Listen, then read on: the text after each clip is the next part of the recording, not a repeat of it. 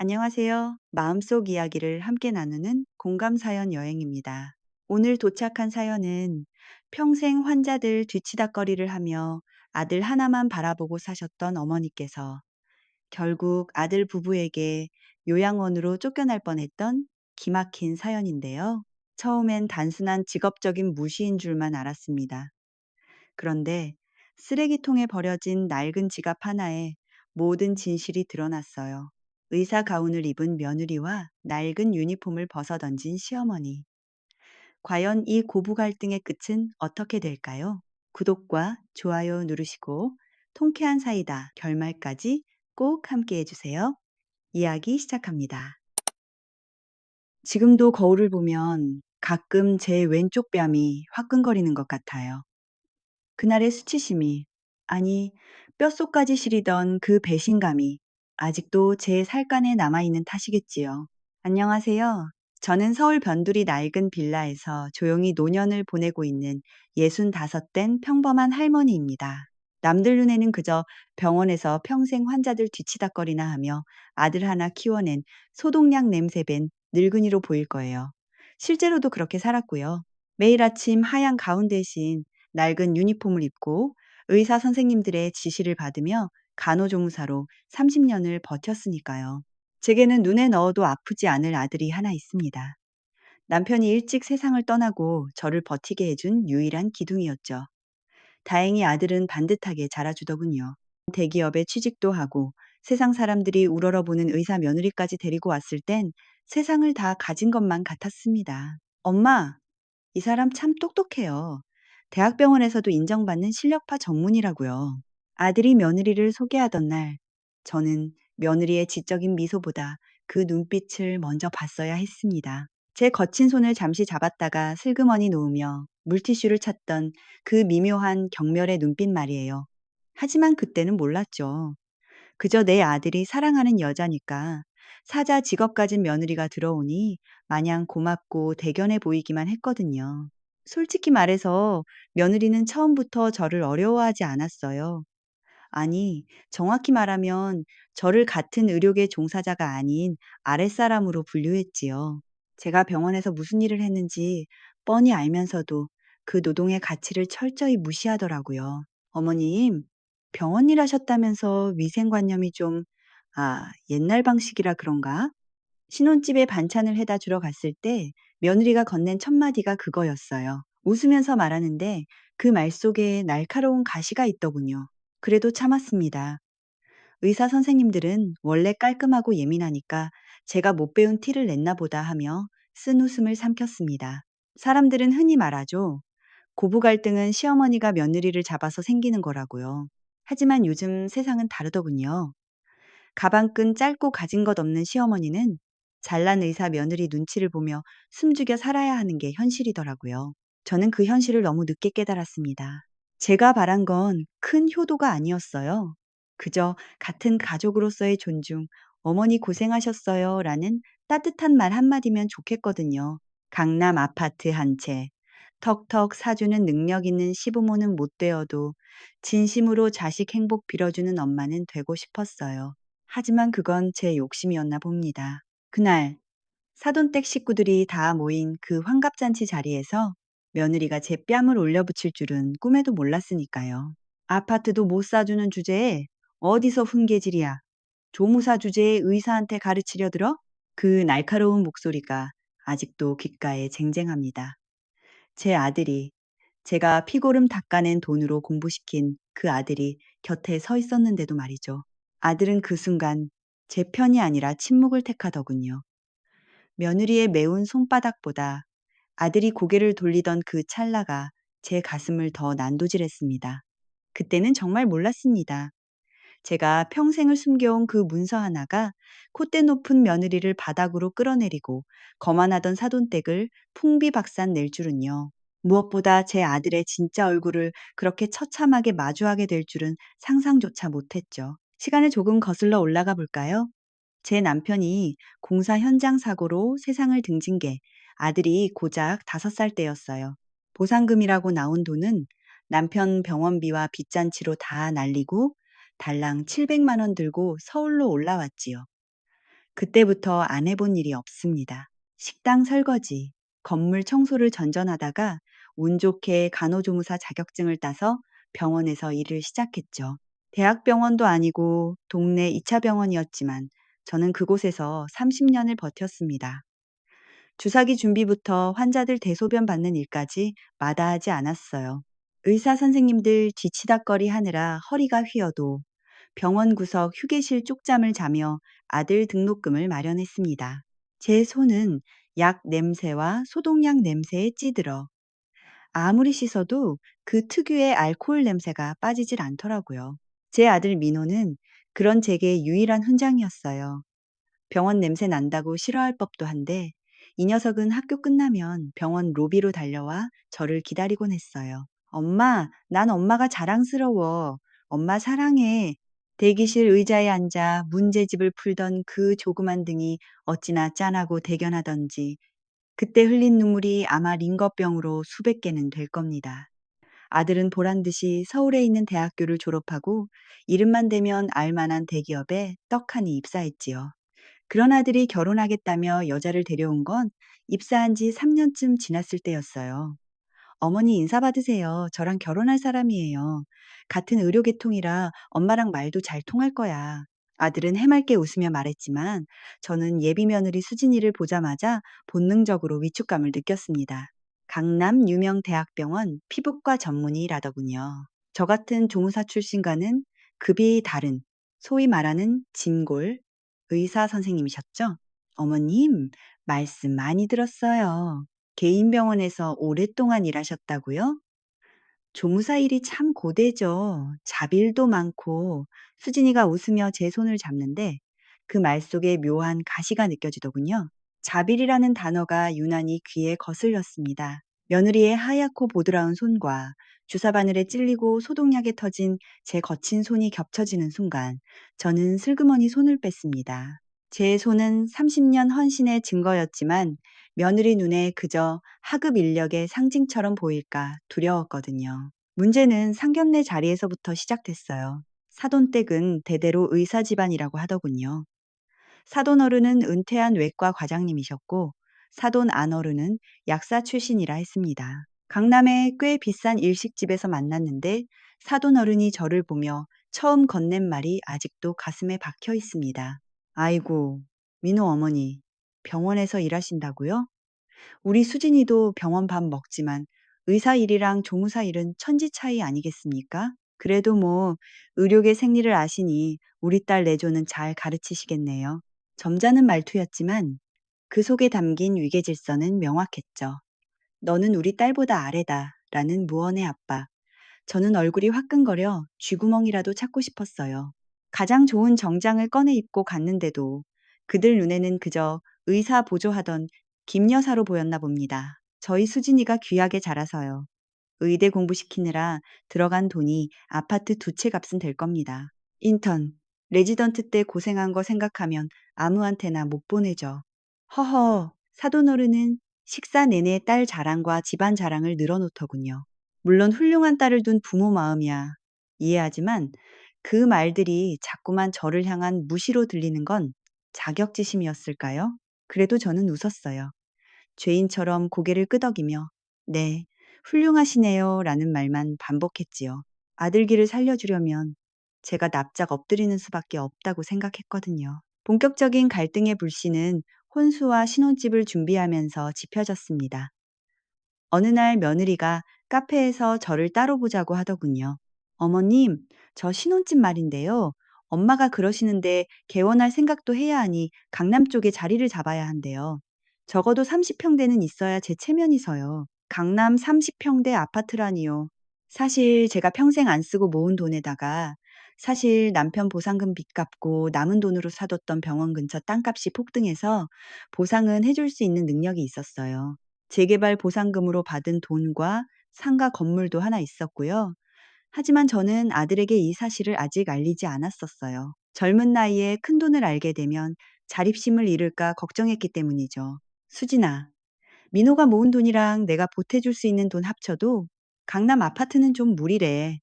신도시의 깔끔한 아파트로 시작하면 안 되겠니? 제가 조심스럽게 달래보려 했지만 며느리의 표정은 순식간에 차갑게 굳어지더군요. 어머님, 저 의사예요. 제 친구들 다 강남 살아요. 민호 씨 대기업 다닌다고 해서 능력 있는 줄 알았는데 실망이네요. 그럼 제가 해갈 혼수는 좀 줄여야겠어요. 집도 못 해오는데 제가 예단비를 굳이 많이 할 필요는 없잖아요. 그 말을 듣는데 말문이 막히더라고요. 집해 오는 건 남자목, 못 해오면 무시당해도 싸다는 식의 태도. 그날 커피가 코로 들어가는지 입으로 들어가는지 모르게 마시고 돌아왔어요. 집에 돌아와 곰곰이 생각했습니다. 지금이라도 건물이 있다고 말하고 길을 세워줄까? 아니면 이참에 며느리 인성을 좀 더 지켜봐야 할까? 고민하다가 저는 후자를 택했습니다. 돈 때문에 고개 숙이는 며느리라면 나중에 제가 늙고 병들었을 때 저를 어떻게 대할지 불보듯 뻔했으니까요. 결국 아들은 대출을 끼고 서울 외곽의 20평대 아파트를 겨우 마련했습니다. 저는 평생 모은 적금 1억을 깨서 보태줬고요. 그런데 결혼식 당일 패백실에서 사부인이 제게 귓속말로 그러더군요. 사돈, 우리 수진이가 착해서 그 좁은 집 들어가는 거예요. 수진이가 민호 좋다고 안 했으면 이 결혼 어림도 없었어요. 아시죠? 그때 제 아들 민호가 그 말을 들었는지 못 들었는지 그저 싱글벙글 웃고만 있는 모습이 어찌나 야속하던지요. 저는 화려한 예식장 조명 아래서 마치 불청객이 된 기분이었어요. 하지만 이건 시작에 불과했습니다. 며느리의 진짜 갑질은 신혼여행을 다녀온 직후부터 본격적으로 시작됐으니까요. 신혼여행에서 돌아온 지 일주일쯤 지났을까요? 며느리에게서 전화가 왔어요. 어머님, 이번 주말이 어머님 환갑이시라면서요? 저희가 근사한 식당 예약했으니까 그리로 오세요. 친정 부모님도 오시기로 했어요. 오죽 바쁘면 집에서 밥 한 끼 못 해줄까 싶었지만 그래도 며느리가 챙겨주는 첫 생일이라 들뜬 마음으로 식당에 갔습니다. 강남의 고급 한정식집이었죠. 사돈댁 식구들까지 다 모여 화기애애한 분위기였습니다. 그런데 식사 도중 사돈 어른이 술 한잔 드시더니 묘한 말씀을 하시더군요. 사돈 참 복도 많으십니다. 저런 병원 바닥에서 조무사로 일하시면서 이렇게 훌륭한 며느리를 얻으셨으니 말입니다. 우리 수진이가 아니었으면 민호가 어디 가서 이런 대접 받겠습니까? 허허. 저는 낯이 뜨거웠지만 좋은 날이니 웃어 넘기려 했습니다. 그런데 옆에 있던 며느리가 한술 더 뜨더군요. 아빠, 그런 말 마세요. 어머님도 민호 씨 키우느라 고생하셨잖아요. 비록 방식이 좀 거칠어서 민호 씨가 촌스러운 구석이 있긴 하지만요. 순간 분위기가 싸해졌어요. 방식이 거칠다, 촌스럽다. 제 면전에 대고 할 소리는 아니었죠. 제가 젓가락을 내려놓으며 조용히 말했습니다. 수진아, 말이 좀 심하구나. 내가 촌스럽게 키워서 넌 우리 민호가 부끄러우냐? 그러자 며느리가 정색을 하며 대들더군요. 어머님, 왜 그렇게 예민하세요? 틀린 말 아니잖아요. 솔직히 민호 씨, 결혼 전엔 옷 입는 센스도 꽝이었고 식사 예절도 엉망이었어요. 제가 하나하나 다 가르쳐서 사람 만든 거예요. 고마워하셔야죠. 사람을 만들다니? 내 아들이 짐승이라도 된단 말이냐? 너 배운 사람이라면서 어른한테 말버릇이 그게 뭐니? 저도 참다 못해 목소리를 높였어요. 그러자 며느리가 벌떡 일어나더군요. 술기운인지 얼굴이 붉게 상기되어 있었습니다. 어른 대접받고 싶으면 어른답게 행동하세요. 아파트도 한 채 못 해주는 주제에 어디서 큰 소리예요? 어머님이 해주신 게 뭐가 있는데요? 낡은 빌라 보증금? 그거 가지고 요새 떨지 마세요. 뭐라고? 솔직히 말해서 저 억울해요. 제 친구들은 시댁에서 벤츠 사주고 명품 가방 사주는데 저는 냄새나는 반찬통이나 받고 쪽팔려서 친구들한테 시댁 얘기도 못 한다고요. 이게 진짜 보자 보자 하니까 너무 기가 막혀 저도 모르게 며느리를 향해 손을 뻗었습니다. 삿대질이라도 하려던 참이었죠. 그런데 그 순간 짝! 날카로운 마찰음과 함께 제 고개가 돌아갔습니다. 왼쪽 뺨이 불에 댄 듯 뜨거웠습니다. 식당 안의 모든 소음이 일순간 멈춘 것 같았습니다. 며느리가 시어머니인 제 뺨을 때린 겁니다. 어머, 수진아. 이게 무슨 사돈댁 식구들도 놀라서 입을 다물지 못했어요. 저는 떨리는 손으로 뺨을 감싸 쥐고 며느리를 올려다봤습니다. 며느리는 자기도 놀랐는지 잠시 멈칫하더니 이내 도끼 어린 눈으로 저를 쏘아보더군요. 어머님이 먼저 저 때리려고 하셨잖아요. 저 본능적으로 방어한 거예요. 적반하장도 유분수지. 때린 건 본인이면서 저를 가해자로 몰더군요. 그때 옆에 있던 아들이 벌떡 일어났습니다. 저는 아들이 며느리를 꾸짖을 줄 알았습니다. 그런데 아들은 제 어깨를 잡더니 이러는 거예요. 엄마, 왜 수진이를 자극해? 엄마가 손을 올리니까 수진이가 놀라서 그런 거잖아. 술 마셔서 예민한 애한테 왜 그래? 민호야, 너 지금 그게 할 소리냐? 네 처가 내 뺨을 때렸다. 니네 엄마 뺨을 쳤다고. 아, 그러니까 쌍방과실이네. 엄마가 먼저 원인 제공했잖아. 좋은 날. 이게 뭐야 진짜 수진아. 괜찮아? 많이 놀랐지? 아들은 뺨을 맞은 어미보다 때린 며느리의 손을 잡고 달래기 바빴어요. 며느리는 아들 품에 안겨 어머님이 나 때리려고 했어. 무서웠어. 라고 하며 가증스러운 눈물을 흘리더군요. 억장이 무너진다는 게 이런 걸까요? 환갑 잔치상은 순식간에 난장판이 되었고 저는 도망치듯 식당을 빠져나왔습니다. 엘리베이터 거울 속에 비친 제 뺨에는 며느리의 손자국이 붉게 남아 있었습니다. 하지만 그보다 더 선명한 건 제 가슴에 찍힌 아들의 배신이라는 낙인이었습니다. 그날 밤 저는 퉁퉁 부은 뺨에 얼음찜질을 하며 밤새 울었습니다. 차라리 아이 안 보고 살면 모를까. 이런 취급을 받으며 관계를 이어가는 게 무슨 의미가 있을까 싶었어요. 환갑잔치 사건 이후 저는 한동안 아들네 발길을 끊었어요. 거울 속 제 뺨에 남은 붉은 손자국을 볼 때마다 치밀어 오르는 분노와 수치심에 견딜 수가 없었거든요. 하지만 자식 이기는 부모 없다고 아들이 엄마, 김치 다 떨어졌어 하고 아무 일 없었다는 듯 전화 한 통하니 마음이 또 약해지더군요. 바보 같은 저는 그때도 그래, 술 취해서 실수한 거겠지 하며 스스로를 속였습니다.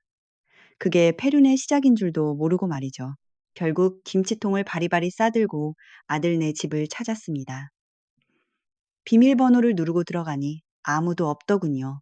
냉장고에 김치를 넣어두고 나오려는데 거실 한 구석에 웬 종이박스 하나가 놓여 있었어요. 분리수거라고 적힌 박스였죠. 무심코 지나치려다 박스 틈 사이로 익숙한 색깔이 눈에 들어왔습니다. 빛바랜 갈색 가죽. 모서리가 다 해져서 실밥이 튀어나온 날띠 낡은 남성용 지갑. 제 심장이 쿵 하고 내려앉았습니다. 그건 30년 전 죽은 남편이 마지막 월급을 털어 사준 지갑이었어요. 남편이 떠나고 유일하게 남은 유품이었죠. 제가 병원이라며 힘들 때마다 부적처럼 품고 다니던 제겐 목숨보다 귀한 물건이었어요. 며칠 전 아들네 왔을 때 겉옷 주머니에서 빠졌나 싶어 온 집안을 뒤졌는데 그게 왜 저기 쓰레기통에 처박혀 있는 걸까요? 떨리는 손으로 지갑을 꺼냈습니다. 안을 열어보니 남편과 아들이 함께 찍은 제가 가장 아끼는 흑백 사진이 반쯤 구겨진 채 꽂혀 있더군요. 눈물이 왈칵 쏟아지려는 걸 억지로 참으며 지갑을 품에 안았어요. 그때 현관문 도어록 소리가 들리더니 며느리가 들어왔습니다. 쇼핑백을 잔뜩 든 채였죠. 저를 보고 놀란 기색도 없이 며느리는 대수롭지 않게 말했어요. 어머, 오셨어요? 인기척 좀 하시지. 놀랐잖아요. 저는 떨리는 손으로 지갑을 내밀며 물었어요. 수진아, 이게 왜 여기 있니? 이거 분리수거함 아니니?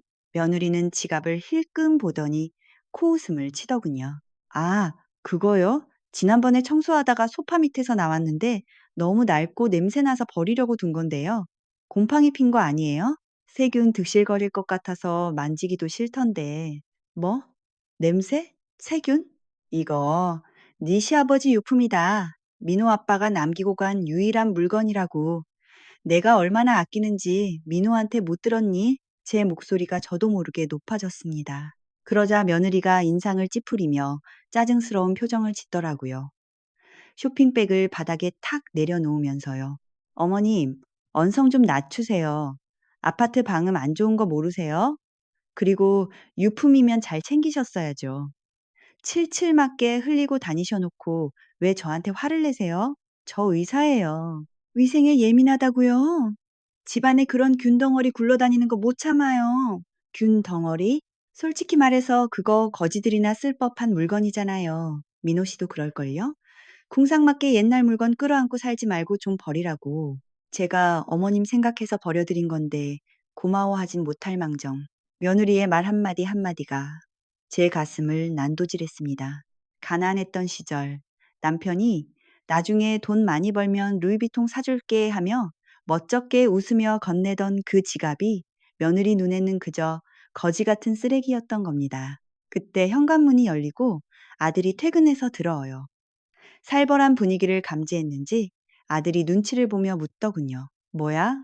무슨 일 있어? 저는 아들에게 지갑을 보여주며 호소했습니다. 민호야, 네가 말 좀 해봐라. 이게 어떤 지갑인데 네 처가 이걸 쓰레기통에 버렸단다. 냄새 난다고 거지 같다고. 아들이 제발 제 편을 들어주길.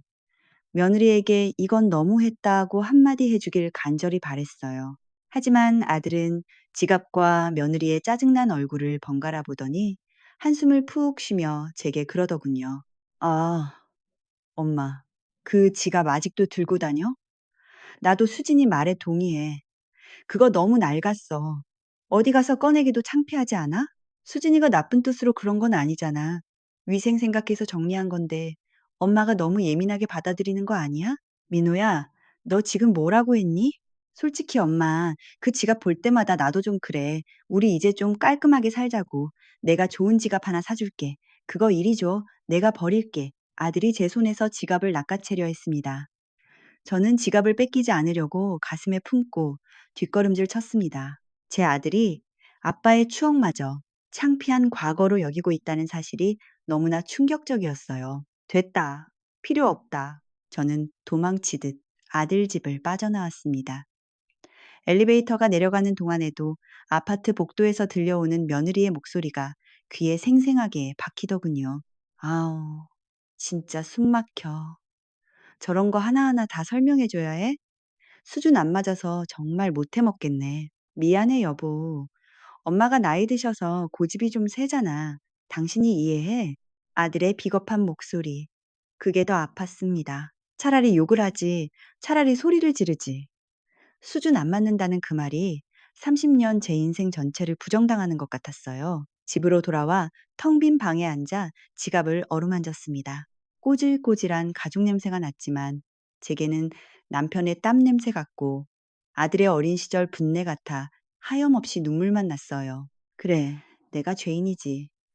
못 배운 죄, 가난했던 죄, 자식 귀한 줄만 알고 오냐오냐 튀운 죄. 그날 밤 저는 처음으로 아들에게 전화를 걸지 않았어요. 늘 먼저 걸어 밥 먹었니? 묻던 제가 침묵하니 아들에게서도 연락이 없더군요. 하지만 며느리의 갑질은 여기서 멈추지 않았습니다. 제가 침묵하자 그녀는 제가 기가 죽었다고 생각했나 봅니다. 지갑 사건 이후로 한 달쯤 지났을까요? 주말 오후 갑자기 현관 도어록이 띠띠띠띠 열리는 소리가 들렸습니다. 아들과 며느리였습니다. 연락도 없이 찾아온 게 의아했지만 그래도 자식들이라 반가운 마음에 일어나려는데 분위기가 심상치 않더군요. 며느리는 들어오자마자 식탁 위에 두툼한 봉투 하나를 툭 던졌습니다. 어머님, 앉아보세요. 드릴 말씀 있어서 왔어요. 연락도 없이 무슨 일이냐? 밥은 먹었고? 지금 밥이 문제예요? 저 이번에 개원 자리 났어요. 강남역 사거리에 있는 메디컬 빌딩인데 진짜 놓치면 평생 후회할 자리라고요. 며느리는 다짜고짜 본론부터 꺼냈습니다. 그래, 축하한다. 잘 됐네? 축하만 하지 마시고요. 보증금이랑 인테리어 비용이 꽤 들어가요. 친정에서도 보태주기로 했는데 아직 모자라서요. 어머님, 이 집 내놓으세요. 순간 제 귀를 의심했습니다. 뭐? 집을 내놓으라니? 어머님, 지금 사시는 이 빌라요. 재개발 구역이라 시세 꽤 올랐다면서요? 이거 팔아서 제 병원 자금에 보태주세요. 어차피 나중에 민호 씨한테 물려줄 거 미리 당겨 쓴다고 생각하시고요. 너무나 당당한 태도에 말문이 막혔습니다. 제가 멍하니 있자 며느리는 식탁 위에 던져뒀던 봉투에서 팜플렛 하나를 꺼내 제 앞에 들이밀더군요. 그리고 어머님 지내실 곳도 다 알아봐 뒀어요. 여기 경기도 외곽에 있는 요양원인데 시설 진짜 좋아요. 공기 좋고 밥 다 나오고 어머님 또래 친구분들도 많아서 심심하지 않으실 거예요. 이 좁은 집에서 혼자 궁상맞게 사느니 거기가 훨씬 낫죠. 행복 요양원. 팜플렛 표지에 적힌 글자가 제 눈을 찔렀습니다. 멀쩡히 두 발로 걸어 다니는 시어머니를 돈 때문에 요양원으로 치워버리겠다는 신보가 적나라하게 드러난 겁니다. 저는 떨리는 손으로 아들을 쳐다봤어요. 민호야, 너도 알고 온 거냐? 네 처가 하는 말이 진심이야? 엄마 집 팔고 요양원 가라고? 아들은 제 눈을 피하며 고개를 푹 숙이더군요. 한참 만에 입을 뗐는데 그 말이 제 가슴에 대못을 박았습니다. 엄마, 솔직히 엄마 혼자 이 넓은 집에 사는 거 낭비잖아. 수진이 개원하면 우리 형편도 확 피는데 엄마가 좀 희생해주면 안 돼? 나중에 성공해서 다시 모시면 되잖아. 희생. 또 그놈의 희생. 30년을 희생했는데 이제는 내 마지막 쉴 곳마저 내놓으라니. 싫다, 못한다. 내 눈에 흙이 들어가기 전엔 이 집에서 한 발짝도 못 나간다. 제가 단호하게 말하자 며느리는 팔짱을 끼며 코웃음을 치더군요. 어머님, 진짜 욕심쟁이시네. 죽을 때 싸 짊어지고 가실 거예요? 자식 앞길 막는 부모가 세상에 어디 있어요. 저희가 뭐 공짜로 달래요? 병원 잘 되면 이자 쳐서 갚는다니까요. 수진아, 말 조심해라. 이건 내 노후다. 너희들 욕심 채우자고 날 길거리로 내몰 셈이냐? 길거리라니요. 요양원이 왜 길거리예요? 어머님 수준엔 그게 딱이라니까요. 평생 남 뒷바라지나 하시던 분이 며느리 병원장 만들어주는 게 그렇게 배 아프세요? 야, 이수진, 나가. 당장 내 집에서 나가. 제가 소리를 지르며 현관문을 가리켰습니다. 그러자 며느리는 기가 막힌다는 표정으로 아들을 툭 치더군요. 민호 씨, 봤지? 어머님 노망 나신 거 아니야? 말이 안 통하네 진짜. 그러고는 핸드백을 챙겨들며 저에게 마지막 통보를 날렸습니다. 어머님, 잘 생각하세요. 이번에 안 도와주시면 저 민호 씨랑 못 살아요. 이혼할 거예요. 의사 며느리 잃고 아들 이혼남 만들고 싶지 않으시면 일주일 안에 집 내놓으세요. 이건 협박이 아니라 현실적인 조언이에요. 가자, 민호 씨. 며느리는 아들을 끌고 쌩하니 나가버렸어요. 아들은 엄마, 잘 좀 생각해봐. 라는 비겁한 말만 남기고 며느리 뒤를 쫓아나갔죠. 아들 내외가 폭풍처럼 휩쓸고 간 집안에는 무거운 정막만이 감돌았어요. 식탁 위에 덩그러니 놓인 요양원 팜플렛, 행복 요양원이라는 글자가 마치 저를 비웃는 것 같더군요. 그날 밤 저는 팜플렛을 갈기갈기 찢어 쓰레기통에 처박았습니다. 하지만 제 가슴에 박힌 대못은 뽑히지가 않더군요. 꼬박 이틀을 알아누웠어요. 열이 펄펄 끓고 식은땀이 시트가 흠뻑 젖도록 흘렀지만 물 한 모금 떠다 줄 사람이 없다는 사실이 저를 더 비참하게 만들었습니다. 평생 누군가를 돌보는 일만 하며 살았는데 정작 제가 아플 땐 곁에 아무도 없다니. 사흘째 되던 날 아침 퉁퉁 부은 눈으로 거울을 보는데 문득 낯선 여자가 저를 노려보고 있더군요. 헝클어진 머리에 핏기 없는 얼굴. 하지만 눈빛만큼은 서늘하게 빛나고 있는 여자. 김말순, 정신 차려. 이렇게 무너질 순 없어. 찬물로 세수를 하고 정신을 차렸습니다. 눈물도 분노도 사라진 그 자리엔 차가운 이성만이 남았습니다. 이제는 행동할 때였죠. 저는 제일 먼저 장롱 깊숙한 곳, 겹겹이 쌓인 이불 속에 숨겨두었던 인감도장을 꺼냈어요. 그리고 한동안 연락하지 않고 지냈던 건물 관리를 전임해준 김 변호사에게 전화를 걸었습니다. 김 변호사님, 접니다. 김말순이에요. 아이고, 사모님, 정말 오랜만입니다. 건강하시죠? 무슨 일 있으십니까? 직접 전화를 다 주시고 수화기 너머로 들려오는 김 변호사의 반가운 목소리가 낯설게 느껴졌습니다. 저는 바로 본론으로 들어갔습니다. 변호사님, 다름이 아니라 우리 건물 3층 공실 있잖아요. 거기 내일 계약하기로 했다던 이수진 원장 건말입니다. 아, 네네. 강남 쪽에서 꽤 유능하다고 소문난 젊은 원장이라던데요. 조건도 좋고 해서 내일 본계약 진행하기로 했습니다. 사모님께 보고 드리려던 참이었는데 그거 보류해 주세요.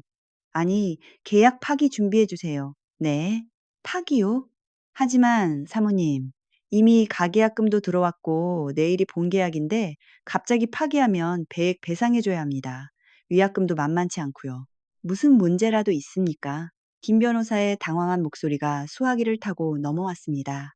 위약금이 얼마든 상관없습니다. 배액 배상 제가 냅니다. 제 돈 들여서라도 그 계약 막으세요. 이유는 제가 직접 가서 설명할 겁니다. 사모님, 그리고 하나 더요.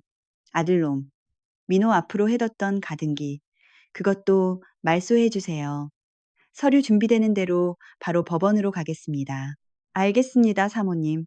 뜻이 정 그러시다면 준비하겠습니다. 전화를 끊고 나니 손끝이 파르르 떨려왔어요. 아들 앞으로 해둔 가등기를 푼다는 것. 그건 단순히 재산을 지키는 게 아니었어요. 내 자식에 대한 마지막 믿음, 탯줄보다 질기다고 믿었던 그 천륜을 내 손으로 끊어내는 일이었죠. 가슴 한구석이 텅 빈 것처럼 허전했지만 후회는 없었습니다. 부모 재산을 탐내어 산 짐승 취급하는 자식에게 유산을 남길 수는 없는 노릇이니까요.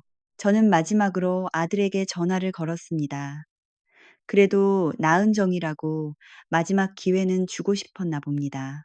이 전화만이라도 살갑게 받아준다면 엄마, 미안해. 내가 잘못했어. 한마디만 한다면 어쩌면 저는 마음을 돌렸을지도 모릅니다. 뚜루르, 뚜루르. 신호음이 길게 이어졌지만 아들은 받지 않았습니다. 한 번 더 걸었습니다. 역시나 받지 않더군요. 결국 문자를 남겼습니다. 민호야, 엄마가 꼭 할 말이 있다. 오늘 저녁에 잠깐 볼 수 있니? 수진이 개원할 병원 근처로 갈게. 답장은 1시간 뒤에야 왔어요. 엄마, 나 바빠. 그리고 수진이 아직 화 안 풀렸어. 집 내놓을 거 아니면 오지 마. 망신당하기 싫으면. 망신, 그 두 글자가 제 눈을 찔렀죠. 아들은 끝까지 제 안부는 묻지 않았습니다. 밥은 먹었는지, 몸은 괜찮은지, 그저 자기 체면, 자기 아내의 기분, 그리고 집 내놓으라는 탐욕뿐이었습니다. 그 문자를 보는 순간 제 마음속에 남아있던 신락 같은 미련이 툭 하고 끊어지는 소리가 들렸어요. 그래, 네가 원하는 대로 해주마. 망신이 뭔지, 진짜 창피한 게 뭔지 내가 똑똑히 가르쳐주마. 너희가 그토록 무시하던 조무사 출신 노인네가 너희의 목줄을 쥐고 흔들 수 있다는 걸 보여주마. 다음 날 오후 김 변호사에게 연락이 왔습니다. 사모님, 확인해보니 오늘 저녁 7시에 며느님, 아니 이수진 원장 측에서 개원 투자 설명회 겸 회식을 잡았답니다. 장소는 병원 바로 앞 건물 1층에 있는 가인이라는 일식집입니다. 아이러니하게도 그 일식집 역시 제 건물 세입자였습니다. 하늘이 돕는다는 생각이 들더군요. 제 안방이나 다름없는 곳에서 잔치를 벌이겠다니. 해가 질 무렵 저는 정장을 차려입고 화장대 앞에 앉았습니다. 서랍 깊숙한 곳에서 낡은 립스틱을 꺼내 발랐습니다. 거울 속 여자는 더 이상 초라한 할머니가 아니었습니다. 당당한 건물주이자 불의를 응징하러 가는 심판관의 얼굴이었습니다. 가방을 챙기다 문득 책상 위에 놓인 남편의 사진이 눈에 들어왔어요. 며느리가 쓰레기통에 버리려 했던 그 지갑 속 사진이었죠. 저는 지갑을 챙겨 가방에 넣었습니다. 여보, 나 좀 도와줘. 당신이 피땀 흘려 남겨준 거 헛되게 안 쓸게. 우리 아들, 내가 따끔하게 혼 좀 내줄게. 당신도 저승에서 보고 있지? 너무 미워하지는 마. 그래도 내 새끼니까 사람 구실하게 만들려고 그러는 거야.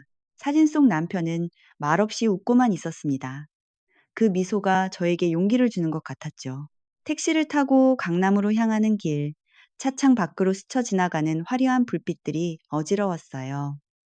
저 불빛들 속에서 아들과 며느리는 웃고 떠들며 성공을 자축하고 있겠죠. 시어머니를 요양원에 보낼 계획을 세우면서 남의 건물에서 주인 행세를 하면서 말입니다. 식당 앞에 도착하니 이미 병원 관계자들과 투자자로 보이는 사람들로 북적이고 있었습니다. 통유리 너머로 며느리 이수진이 상석에 앉아 건배사를 하는 모습이 보이더군요. 여러분, 드디어 제가 강남 최고의 메디컬 빌딩에 입성하게 됐습니다. 인테리어 도면도 다 나왔고요. 이제 투자만 확실히 해주시면 수익은 보장합니다. 아직 계약 도장도 안 찍었으면서 김칫국부터 마시는 꼴이라니. 그 건물이 누구 것인지도 모르고 자신들이 쫓아내려던 시어머니가 바로 그 건물의 주인이라는 사실은 상상도 못한 채 저는 깊게 심호흡을 한 뒤 가방끈을 고쳐맸습니다. 저는 당당하게 고개를 들고 식당 문을 열었습니다. 딸랑하는 맑은 종소리가 제 전쟁의 서막을 알리며 식당 안으로 울려 퍼졌어요.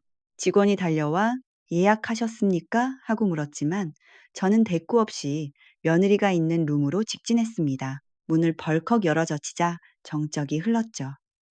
술잔을 들고 있던 며느리의 눈이 휘둥그레졌고 아들의 얼굴이 사색이 되더군요. 엄마? 저는 천천히 그들 앞으로 걸어갔습니다.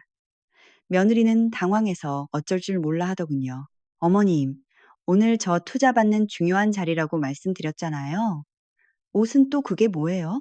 저는 대답 대신 가방에서 서류 봉투 하나를 꺼내 테이블 위에 툭 던졌습니다. 수진아, 네가 그렇게 들어가고 싶어 하던 강남역 그 건물 3층 피부과 자리 계약하러 왔잖니? 며느리의 눈이 반짝였습니다. 상황 파악을 못한 채 헛다리를 짚더군요. 네? 계약이요? 설마 어머님 마음 바꾸신 거예요? 집 팔아서 제 병원 보증금 대주시는 거예요? 어머, 세상에. 진작 그러시지. 며느리는 활짝 웃으며 제 손을 잡으려 했습니다. 아들도 엄마, 역시 우리 엄마밖에 없어 하며 달려들더군요. 저는 그 손들을 매몰차게 뿌리쳤습니다. 착각하지 마라. 돈 대주러 온 거 아니다. 네? 그게 무슨? 네가 내일 본계약하러 가기로 했던 그 건물. 네가 강남 최고 입지라고 침이 마르게 자랑하던 그 빌딩. 그 건물주가 바로 나다. 저는 서류 봉투를 뒤집어 내용물을 쏟아냈습니다. 그 건물의 등기 권리증이 테이블 위로 미끄러져 나갔죠. 소유주, 김말순. 그 세 글자가 며느리의 눈에 박히는 순간 며느리의 얼굴에서 핏기가 싹 가시더군요. 이게 뭐예요? 이 건물이 어머님 거라고요? 말도 안 돼. 말도 안 되는 그 말을 내가 먼저 하려고 했지. 그런데 너희가 나한테 보여준 건 무시와 멸시뿐이었잖니. 내가 건물주인 걸 알았으면 너희가 나를 요양원에 보내려 했을까? 아니면 어머니 어머니 하며 발바닥이라도 핥았을까? 어머니, 오해예요. 제가 언제? 며느리는 사색이 되어 벌벌 떨기 시작했습니다. 개원을 앞두고 투자자들까지 모아놓은 자리에서 건물주가 시어머니라는 사실은 사형 선고나 다름없었으니까요. 저는 가방에서 또 다른 서류 한 장을 꺼냈습니다. 이수진 씨, 잘 들으세요. 내 건물에 당신 같은 세입자는 들일 생각 없습니다. 임대차 계약 거부합니다. 가계약금 100 배상 해줄게요. 위약금 줍니다. 내 돈 들여서라도 당신 내 건물에 발도 못 붙이게 할 겁니다. 네? 어머님, 안 돼요. 저 이미 인테리어 계약도 다 해놨고 여기 투자자분들도 계신데 여기서 엎어지면 저 망해요. 제발요. 며느리가 비명을 지르며 제 바짓가랑이를 잡고 매달렸어요. 망해? 내 알 바 아니다. 내 집 팔아먹으려던 건 괜찮고 네 병원 계획 틀어지는 건 안 되니? 너희가 그랬지. 수준 안 맞는다고. 그래, 나도 내 건물격 떨어질까 봐 너 같은 며느리는 세입자로 못 받겠다. 엄마, 진짜 왜 그래? 수진이 이거 무산되면 위약금만 수억이야. 제발 한 번만 봐줘. 아들이 울먹이며 사정했습니다. 수억? 아깝니? 너희는 내 전 재산인 집도 뺏으려 했어. 민호야, 네가 아빠가 사준 그 지갑 버리라고 했을 때 내 마음이 어땠는지 이제야 좀 알겠니? 소중한 걸 잃는 기분이 어떤 건지. 저는 변호사에게 미리 부탁해둔 녹음기를 꺼내 테이블 위에 올려놓았습니다. 며느리가 제게 보냈던 협박 문자, 아들이 동조했던 통화 내용이 룸 안에 울려 퍼졌습니다. 어머님, 집 안 내놓으면 이혼해요. 어, 엄마, 그냥 시골 가세요. 우리 좀 살게. 투자자들의 표정이 경악으로 물들었어요. 웅성거리는 소리가 들려왔습니다. 뭐야? 폐륜 아들이었어? 저런 사람이랑 어떻게 동업을 해? 투자 없던 걸로 합시다. 들었지? 이게 저 잘난 의사 선생님과 대기업 다니는 내 아들의 실체다. 너희들 체면, 명예, 그게 그렇게 중요하면 바닥부터 다시 시작해봐. 내 도움 없이 너희 힘으로. 저는 뒤도 돌아보지 않고 룸을 나섰습니다. 등 뒤에서 며느리의 울음소리와 아들의 애원하는 목소리가 들려왔지만 발걸음을 멈추지 않았습니다. 식당 문을 열고 나오니 차가운 밤 공기가 제 뺨을 스쳤습니다. 눈물이 흘렀지만 닦지 않았죠. 슬퍼서가 아니라 비로소 숨이 쉬어져서 흐르는 눈물이었으니까요. 그날의 소동이 있고 벌써 1년이라는 시간이 흘렀습니다. 계절이 4번 바뀌는 동안 제 삶에도 많은 변화가 있었지요. 결론부터 말씀드리자면 며느리의 병원은 결국 문을 닫았습니다. 제가 재계약을 거부한 것도 컸지만 회식 자리에서의 그 녹음 파일 내용이 아름아름 퍼지면서 폐륜 의사라는 소문이 돌았거든요. 강남 바닥. 생각보다 좁더군요. 소문난 병원에 누가 가겠습니까? 며느리는 빚더미에 앉은 채 쫓겨나듯 폐업했고 지금은 지방의 작은 병원에서 페이닥터로 일한다고 들었어요. 제 아들 민호는 어떻게 되었냐고요? 이혼 소송 중입니다. 며느리는 네 엄마 때문에 내 인생 망쳤다며 아들에게 위자료를 청구했고 아들은 네 욕심 때문에 우리 엄마랑 의절했다며 서로 탓하기 바쁘답니다. 법원에서 서로 삿대질하며 싸우는 꼴을 전해 들으니 그저 헛웃음만 나오더군요. 저는 그 빌라를 팔지 않았습니다. 대신 그 건물의 임대 수익으로 재단을 하나 만들었어요. 저처럼 병원에서 마진이라며 자식 키우는 분들, 돈 없어서 공부 못하는 아이들을 돕는 장학재단입니다. 요즘 저는 아침마다 요양보호사 조끼 대신 깔끔한 재킷을 입고 사무실로 출근합니다. 거울 속 제 얼굴이 예전보다 훨씬 편안해 보이더군요. 가끔 남편이 준 낡은 지갑을 꺼내봐요. 이제는 그 안에 빳빳한 신사임당 지폐가 가득하지만 제게 가장 소중한 건 여전히 그 낡은 가족 사진 한 장이죠. 가끔, 아주 가끔은 밤에 잠을 설칩니다.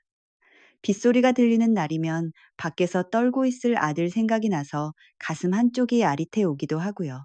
내 새끼, 밥은 먹고 다니는지 어디서 자고 있는지 모진 어미라 욕하셔도 어쩔 수 없네요. 탯줄을 끊어냈다고 생각했는데 마음의 탯줄은 그리 쉽게 끊어지는 게 아니더군요. 얼마 전 아들에게서 편지가 한 통 왔습니다. 발신인 이름도 없이 문 앞에 놓여 있더군요. 엄마, 죄송해요. 면목이 없어서 찾아뵙지도 못합니다. 뼈저리게 후회하고 있어요. 언젠가 엄마가 용서해 주실 날이 올까요?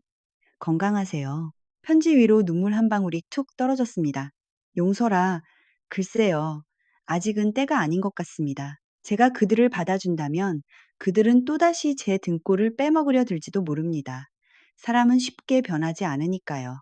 지금의 이 거리두기가 서로를 파멸시키지 않고 각자의 삶을 살게 하는 유일한 방법이라 믿고 싶습니다. 지금도 많은 분이 제게 묻습니다. 할머니, 그래도 하나뿐인 자식인데 너무 매정한 거 아니에요?